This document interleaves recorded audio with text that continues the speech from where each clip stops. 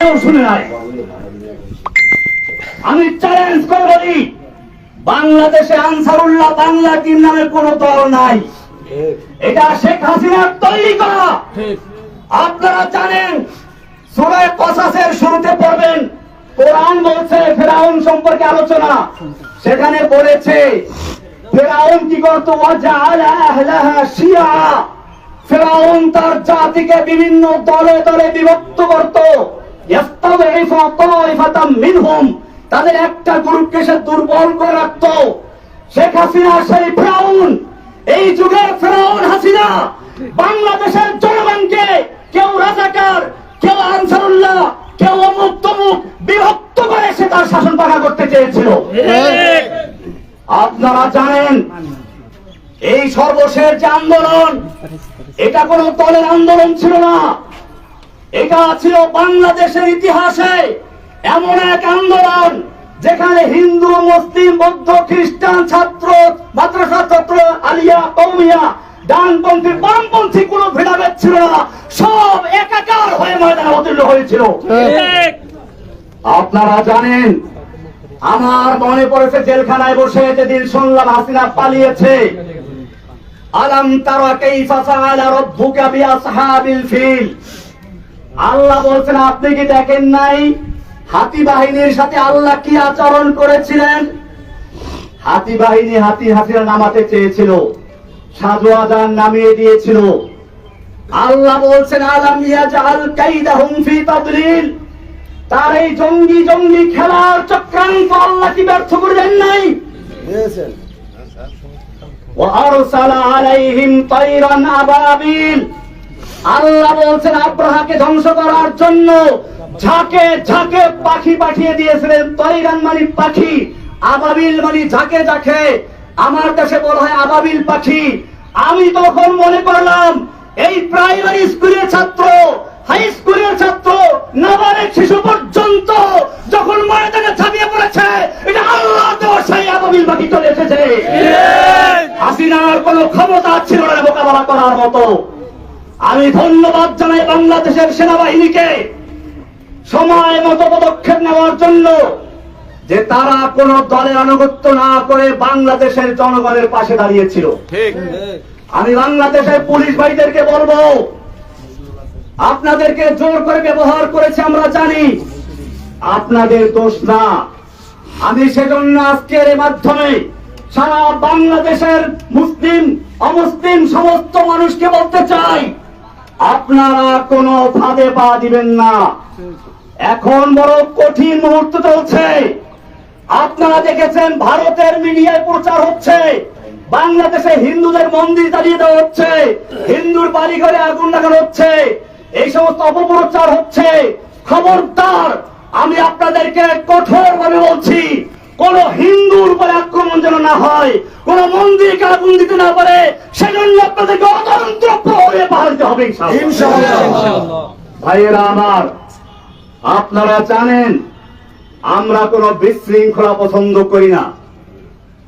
আমরা চাই আল্লাহর নবী যেরকম ভাবে মক্কা বিজয়ের পরে যখন তার সামনে সাহাবায়ে কেরাম 10,000 উন্মুক্ত তরবারি নিয়ে বসে আছেন, একটা ইশারা করলে সব গর্দান গুলের যায় মক্কার কাফেরদের। মক্কার কাফেররাও এসে হাজির হয়েছে সামনে। আল্লাহর নবী জিজ্ঞেস করেছিলেন, ওহে মক্কার কাফেররা, তোমরাই তো সেই লোকগুলো যারা আমাকে হত্যা করার জন্য ঘেরাও করেছিলে, তোমরাই তো সেই লোকগুলো যারা আমার বিলালকে উত্তপ্ত রৌদ্রে শুয়ে রেখে নিচে আঙ্গার দিয়ে উপরে পাথর চাপা দিয়ে রেখেছিলে, তোমরাই সেই লোকগুলো যারা সুমাইয়া রাদিয়াল্লাহু তাআলা আনহাকে লজ্জাস্থানে বর্ষা দিয়ে আঘাত করে হত্যা করেছিলে, তোমরাই সেই লোকগুলো। আমি সে কথাই বলছি যা আমার ভাই ইউসুফ আলাইহিস সালাম বলেছিলেন তার ভাইদেরকে নাগালে পাওয়ার পরে। আল্লাহর নবী বললেন, লা তাসরিবা আলাইকুমুল ইয়াউম, আজকে তোমাদের বিরুদ্ধে আমাদের কোনো ক্ষোভ নাই, কোনো প্রতিশোধ নেওয়ার ইচ্ছে নেই। যাও, ইযহাবু আনতুম তালাকা, আমি তোমাদের সকলকে সমানভাবে আমভাবে ক্ষমা ঘোষণা করছি। বাংলাদেশে আন্দোলনরত ছাত্র জনতা মাদ্রাসার ছাত্র, স্কুল কলেজের ছাত্র, সাধারণ জনতা, আমি সকলের কাছে অনুরোধ করব, আল্লাহর নবীর এই মক্কা বিজয়ের ঘোষণাকে কেন্দ্র করে আমরা যেন এই বিগত দিনে যা হয়েছে সব ক্ষমা করে দিয়ে একসাথে একটা সুন্দর সমৃদ্ধ সাম্যের বাংলাদেশ গড়তে পারি। আমি একটা কথা না বললেই নয়, আপনারা অনেকে মনে করেন প্রচার হচ্ছে হিন্দুরা উত্তম। আমার এই জেল জীবনের আমি সর্বশেষ কথা বলছি, সর্বশেষ আমি যেদিন কোর্টে যাই, একজন কারা পুলিশ টাকা তো আনি নাই, কোর্টে বসে উনি আরেকজনের কাছে টাকা চাইলেন, তাও নাই। শেষ পর্যন্ত নিজের পকেট থেকে টাকা খরচ করে আমাকে দুপুরে এক প্যাকেট বিরিয়ানি আর একটা 2 লিটারের পানি দিয়ে দেয়। হিন্দু প্রবীর, এটা সর্বশেষ যে কোর্টটা আমি করেছি সেই কোর্টের দিন। আপনাদেরকে আরো বলি, আমি যে জেলখানায় রয়েছি সেখানে চক্রান্ত হয়েছিল বড় ধরনের দাঙ্গা করানোর জন্য। আমি সকালবেলা থেকে পুরা জেলখানায় হ্যান্ড মাইক হাতে নিয়ে বলেছি, খবরদার কেউ কোনো বিশৃঙ্খলা করবেন না, বিশৃঙ্খলা করবেন না, আপনারা শান্ত থাকুন। আপনারা জানেন আমাকে রাখা হয়েছে হাই সিকিউরিটি জেলে। আমি হ্যান্ড মাইক দিয়ে সকালবেলা ঘুরে ঘুরে প্রত্যেকটা বিল্ডিং এর সামনে গিয়ে বলেছি, কেউ শৃঙ্খলা করবেন না, আমি আপনাদের জন্য মুক্ত হয়ে পড়ে আপনাদের জন্য মুক্তির ব্যবস্থা করবো ইনশাআল্লাহ। সবাই আমার কথা মেনে নিয়েছিল, কিন্তু কে বা কারা উস্কানি দিয়ে কিছু কয়েদিদেরকে লেলিয়ে দিয়েছে এখানে আক্রমণ করার জন্য, বিশেষ করে আমি যে বিল্ডিং গেছিলাম সেখানে আক্রমণ করার জন্য। কারণ কি? কারণ ছিল এই আন্দোলনটাকে একটা জঙ্গি রূপে আকৃতি দেওয়ার জন্য। আমি গোয়েন্দা বিভাগের ভাইদেরকে বলবো, ঢাকার high security, Kashimpur high security জেলে পরিবেশ শান্ত হওয়ার পরে এই কয়েদিদেরকে লেলিয়ে দিয়েছিল কারা হাজতের উপরে। যদি সেদিন আমি জীবনের ঝুঁকি নিয়ে বাধা না দিতাম তাহলে সেখানে কারবালার ময়দান হয়ে যেত। কারণ হাজতেরা নামলে বড় ওই কয়েদিদেরকে খুঁজে পাওয়া যেত না। এই চক্রান্ত কারা করেছিল আপনাদের খুঁজে বের করতে হবে। এই চক্রান্ত শুধু জেলখানার ভিতরে না, আপনারা শুনুন, আমি যেই ব্লকে থাকি, অর্থাৎ ব্লক বলতে একসাথে 7টা রুম, যাতে করে তার কেউ ক্ষতি করতে না পারে।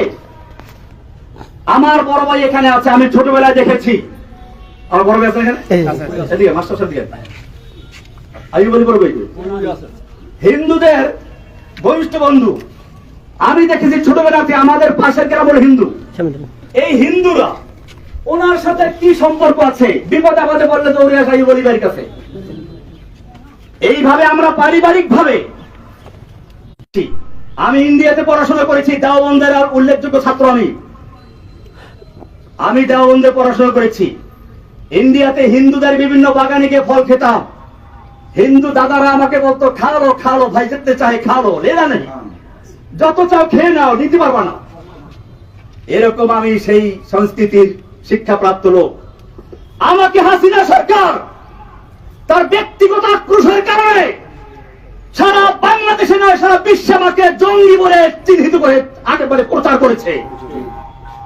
আমি আপনাদেরকে, সাংবাদিক ভাইদেরকে বলতে চাই, বাংলাদেশে আমি যখন বরগুনা এসেছিলাম, গ্রেপ্তার বরগুনাতে হয়েছিলাম, আমি বরগুনার বড় মসজিদ, কেন্দ্রীয় মসজিদ সদরঘাট, এই সদরঘাট মসজিদের খতিব ছিলাম। শুক্রবার দিন, জুমার দিন, ঈদের মতো, লোকসভার মতো বরগুনার কোন লোকে বলতে পারবে আমি কোন জঙ্গি জঙ্গি কর্মকাণ্ডের সাথে জড়িত ছিলাম? তাহলে আমাকে কেন এই পরিচয় করানো হলো? কারা করিয়েছে? আল্লাহ তারা ছাড়ে না। ইন্না বাদশা রাব্বিকা লাশাদীদ। যেই অহংকারী, যেই ফিরআউন, যেই দাজ্জাল কয়েকদিন আগেও বলেছিল হাসিনা পালায় না, সে ব্যক্তি পালিয়ে গেছে। এটা আল্লাহর দেওয়া শিক্ষা। आए हसीना आए कौवा आए नानक आए जालिम जाबिर सुल्तान आए जितने जितने शैतान आए सबको हुई रुसवाई हासिल जाअल हक्कु व ज़हक़ल बातिल इन्नल बातिला काना ज़हूक़ा। যুগে যুগে যত ফেরাউন দুনিয়ার আগমন করেছে, আল্লাহ একটু ঢিল দিয়ে দেখে কত দূর যেতে পারে। যখন তার যাওয়ার সীমানা অতিক্রম করে আল্লাহ এমন ভাবে ধরে, তখন তার পালিয়ে যাওয়ার জায়গা থাকে না। ইন্না বাদশা রাব্বিকা লাশাদীদ। নিশ্চয় আল্লাহ ধরা বড় কঠিন। ভাইরা আমার, আমি অনেক কথা বলে ফেলেছি, আমার সর্বশেষ কথা এটাই, এই যে বিজয়টা হয়েছে, এই যে বাংলাদেশের স্বাধীনতা অর্জন হয়েছে নতুন করে, এই স্বাধীনতা অর্জনে যে সকল ছাত্র ভাইয়েরা, বিশেষ করে আবু সাইদ, সেই রংপুরের আবু সাইদ, যে ব্যক্তি নিজের বুকটাকে টান করে দিয়ে গুলির সামনে নিজেকে পেশ করে দিয়েছিল, আমার মনে পড়লো সেই ইংরেজ তার ইতিহাস, দারুল দেওবন্দের শাইখুল হাদিস হোসাইন আল বাদানী রহমাতুল্লাহি আলাইহি একবার ইংরেজের বিরুদ্ধে আন্দোলনে এক ময়দানে ভাষণ দেওয়ার কথা ছিল। দিল্লি লাল কেল্লার সামনে ইংরেজ সরকার ঘোষণা করেছিল দেখা মাত্র গুলি করতে হবে। মাওলানা মাদানী রহমাতুল্লাহি আলাইহি সেই ইংরেজদের সামনে গিয়ে হাজির হয়ে বলেছিলেন, मैंने सुना है कि ये सफेद कुत्तों ने ऐलान कर दिया है कि जो उनके खिलाफ नारा लगाएगा उनको गुली कर दिया जाएगा, करो गुली। যে আমি শুনেছি এই সাদা কুকুরের দল ঘোষণা করেছে যে ব্যক্তি এখানে বক্তব্য রাখবে তাকে গুলি করা হবে। আমি মাদানী হাজির হয়েছি, করো গুলি। এই বলে যখন তিনি ধিক্কার দিয়েছিলেন, সমস্ত পুলিশের হাতের রাইফেল গুলো ঝরঝর করে পড়ে গিয়েছিল। সেই ইতিহাস আর একবার পুনর্জীবিত করল আবু সাইদ, ফারহান ফাইয়াজ, এরকম আরো কত তাহমিদ, আরো কত ছেলেরা। আমি সেই ছেলেদেরকে আপনাদেরকে বলি, সেই আবরার নাম বললেন না, আবরার ফাহাদ, আমি বলতে এখন আমরা ভয় নাই, আগে ভয় পেতাম। আবরার ফাহাদের হত্যাকারী যারা, ওরা আমার পাশে একবার ছিল, এখন তাদের 5টা ছেলে পুরো কোরআনে হাফেজ হয়েছে। আপনি দেখলে বুঝবেন না যে তারা বইটের ছাত্র, তারা এখন মাদ্রাসার ছাত্র। আমি নিজেই কয়েকদিন বাকি দেখছি একজনকে দেখা করতে আসছে। আমার ভাইয়েরা, এদেশের সন্তানদের দোষ না, পুলিশের দোষ না, আওয়ামী লীগ যুবলীগ ওই ছেলেদের দোষ না, দোষ হচ্ছে কিছু লিডারদের, কিছু নেতা নেত্রীর, যারা এদেশের যুবকদেরকে, এদেশের পুলিশদেরকে, এদেশের সৈন্যদেরকে নিজেদের স্বার্থে ব্যবহার করতে বাধ্য করে। আমি আমার বাংলাদেশের তরুণ ভাইদেরকে বলবো, তোমরা জীবন দিতে শিখেছো, ইনশাআল্লাহ যে জাতি জীবন দিতে শিখে সেই জাতিকে কেউ দাবিয়ে রাখতে পারে না। সব গরিজা হো গিয়া আখির, सब गुरीजा हो गया आखिर जलवाए खुर्शीद से ई चमन मामूर होगा नगमाए तौहीद से। রাতের আধার কেটে যাবে পূর্ণিমার চাঁদের আলোকের ঝলকানিতে, এই জমিন আবার আবাদ হবে তাওহীদের আওয়াজে ইনশাআল্লাহ। ভাইয়েরা আমার, আমি আপনাদের কাছে দোয়া চাই, আল্লাহ যেন আমাকে এবং আমার সঙ্গে আরো যে ভাইয়েরা আছে সকল ভাইদের মুক্তি আল্লাহ তাআলা ত্বরান্বিত করেন, জোরে বলেন আমিন। আমরা জানাজা এসেছি আমার বড় বোনের মৃত্যু। আমার এই বড় বোন মূলত মায়ের মতোই, মায়ের আদর স্নেহ দিয়ে তিনি আমাদেরকে লালন পালন করেছেন। আমার এই বড় ভাইরা দুইজন আছেন, আপনারা জানেন এই দুই ভাই কৃষক, কিন্তু এই ভাই একজন আগুন কই ফজিল ভাই কই, আর ইনি হলেন Abdul Jalil master, BSc BEd MA pass. আমার ছোট ভাইটা ছিল আবুল বাশার, সেমে পাস করা ছিল, কলেজের প্রফেসর ছিল। আমাদের এই সব ভাইগুলোকে ঈদের সময় আমরা একত্রে ছিলাম, আমাদের ভাই বোন, আমরা সবাই অত্যন্ত আপন। আমাদের মধ্যে কোন রকমের কোন একটু মনোমালিন্য নাই। ঈদের সময় আমরা সবাই হাজির ছিলাম, আমাদের মেয়ে জামাইগুলো, আমাদের ভাইগুলো, ভাতিজাগুলো। আজকে কয়েকটা ভাতিজা এখন চিনতেও পারি না আমি, কারণ ওরা ছোট ছোট অবস্থা জেলে ঢুকেছিল। এই লোকগুলোকে জঙ্গি বানিয়ে দিল। এরপরে শুনলে আরো কি হয়েছে, ওই যে পুলিশ বাবুল আক্তার, সে তার বউকে নিজে খুন করলো। সে বললো কি যে আমি জঙ্গি আন্দি করতাম, সেজন্য আমার উপরে জঙ্গি আক্রমণ করছে। এরপরে সারা বাংলাদেশে গ্রেফতার করলো। আবার সেই সময় আমার এই কৃষক দুই ভাইকে ক্ষেতের থেকে ধরে গ্রেফতার করলো। আমার এই ভাই জলিল মাস্টার বরগুনার একজন নাম করা হেডমাস্টার, আজকে কত 11 বছর পর্যন্ত মামলার কোন বিচার নাই। মামলার বিচার করবে কি? এই মামলা তো হাসিনার নির্দেশে হয়েছে, এই মামলার কোন এভিডেন্স নাই, সেজন্য মামলা জায়গায় রয়ে গেছে, আজ পর্যন্ত বিচার শুরুই হয় নাই। আমি আপনাদেরকে কথা বলে এই জন্য বললাম, আপনারা বরগুনার মানুষ, হয়তো আপনারাও মিডিয়ার কারণে অপপ্রচারের কারণে বিশ্বাস করতে পারেন, মনে করতে পারেন কিনা যেন আছে। আসলে আমার এই ভাইগুলোকে আপনারা চিনেন। আমার ছোট ভাই ওই সময় বাড়ি ছিল না, সে বরিশাল কলেজে প্রফেসর ছিল, তাকে গুম করা হলো, 6 মাস পর্যন্ত নির্যাতন করা হলো। বলা হলো তুই খালি একটা কথা বল, জসিমউদ্দিন রহমানী আনসারুল্লাহ বাংলা টিমের প্রধান, তাও তোকে ছেড়ে দিব। আমার ছোট ভাই চরম নির্যাতনের শিকার হয়েছে। আমি যখন তাকে জেলে দিল, দেখলাম যে হাঁটতে পারে না একটা যুবক, তকবাগে যুবক, কি হাস্যোজ্জ্বল হাসি খুশি একটা ছেলে, কিন্তু সে হাঁটতে পারছে না। এবং কিছুদিন পরে সে আল্লাহর রাস্তায় মারা গেল, শহীদ হয়ে গেছে। ভাইরা আমার, কি অপরাধ ছিল সে আবুল বাশারের, কি অপরাধ ছিল জলিল মাস্টারের, কি অপরাধ ছিল কৃষক আইয়ুব খলিলের, কি অপরাধ ছিল সেই ছোট ছোট বাচ্চা, তো ওই যে ছেলেগুলো সব জেলে ছিল। এখন আমার সামনে সব বড়গুলো বড় হয়ে গেছে, হাতি যারা আমি চিনিও না অনেকের। এই যে এটা জেলে ছিল, এই সিএনবি মসজিদের ইমাম, এই একটা জেলে ছিল। এরকম মানে এখন বড় হয়ে গেছে, আপনি দেখছেন। তখন একটা ছোট ছোট বাচ্চা ছিল, এই বাচ্চাগুলোকে ধরে জেলে ঢুকিয়েছে। বিচার কি হবে না? হবে। আল্লাহর কি আদালত নাই? আল্লাহ তাআলা সব দেখেন, সব শুনেন।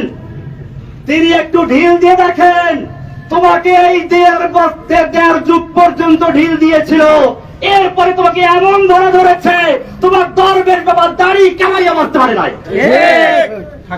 দেখেন নাই দরবেশ বাবারে? এই দরবেশ বাবা ইসলামকে ভালোবাসে, কিন্তু আজকে সে বাঁচার জন্য দাড়ি কামাইয়া বাঁচতে পারে না। আমি বলতে চাই, এখন থেকে সামনের দিকে আমরা যেন ঐক্যবদ্ধ ভাবে একটা সমৃদ্ধশালী, সাম্য, ভ্রাতৃত্বপূর্ণ একটি বাংলাদেশ গড়তে পারি, সেজন্য আমরা একতাবদ্ধ হয়ে চলবো ইনশাআল্লাহ। কোন রকম বিশৃঙ্খলা আমরা করব না। কোন হিন্দুদের মন্দিরে অথবা বাসাবাড়িকে আক্রমণ করতে না পারে সেদিকে আমরা খেয়াল রাখবো। আমার এই বার্তাগুলো আপনারা সারা বাংলাদেশে পৌঁছে দিন। আল্লাহ তাআলা যেন আমাদেরকে সকলকে একটা সুন্দর, সুখী, সমৃদ্ধশালী বাংলাদেশ গড়ার তৌফিক দান করেন, আমিন। আর কথা বলবেন? কে বলবেন? আমরা জানাজা নামাজ শুরু করে রাখুনি। জানাজা নামাজের নিয়ম হচ্ছে কাতার সোজা করে দাঁড়াবেন, নিয়ত করবেন। জানাজা মহিলার জানাজা, আমার বড় বোন ওনার মহিলার জানাজা। আবুল বাশার মাশাআল্লাহ, দেখেন আমার ছোট ভাই আবুল বাশার কথা বললাম, এদিকে আসো।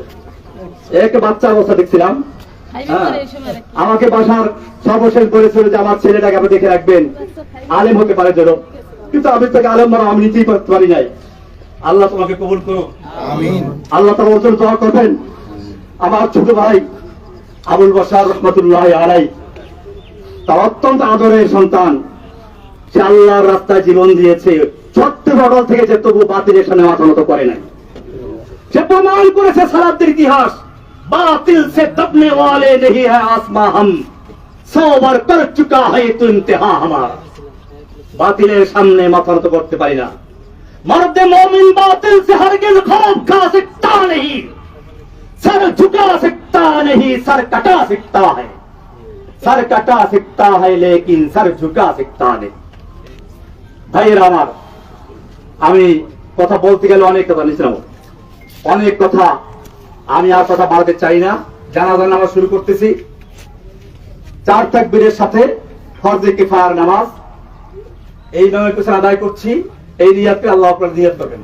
এরপরে সুবহানাকাল্লাহুম্মা বলে নামাজে যেটা হয় এটাই পড়বেন, আর এক তাকবীর হবে। মহিলারা একটু দূরে থাকেন, মহিলারা জানাজার অংশগ্রহণ দরকার নেই। এরপরে মহিলারা দোয়া অংশগ্রহণ, আমরা শেষে জানাজার পরে যদি দোয়া হয় না, কিন্তু আমরা অন্য এই সাথে তো চলে যেতে হবে, পরে আমরা একটু দোয়া করি, সূরাটা পরে যেতে দাও। আর এরপরে দ্বিতীয় তাকবীরের পরে যারা জানাজার দোয়া আছে দোয়া পড়তে পারেন পড়বেন, না পড়তে পারলে আপনার সূরা ফাতিহা পড়বেন। সূরা ফাতিহা পড়ার কথা বেশি আছে হাদিসে, বুখারী হাদিসে বলা আছে আল্লাহ রাসূল সূরা ফাতিহা পড়তেন। কাজী সানা পড়ার পরে সূরা ফাতিহা পড়বেন। এরপরে দুরূদ শরীফ পড়ে চতুর্থ তাকবীর হবে। জানাজার পরে আর কোনো মোনাজাত হয় না। তো আমরা এখনই জানাজা শুরু করব, সবাই কাতার সোজা করে নিন।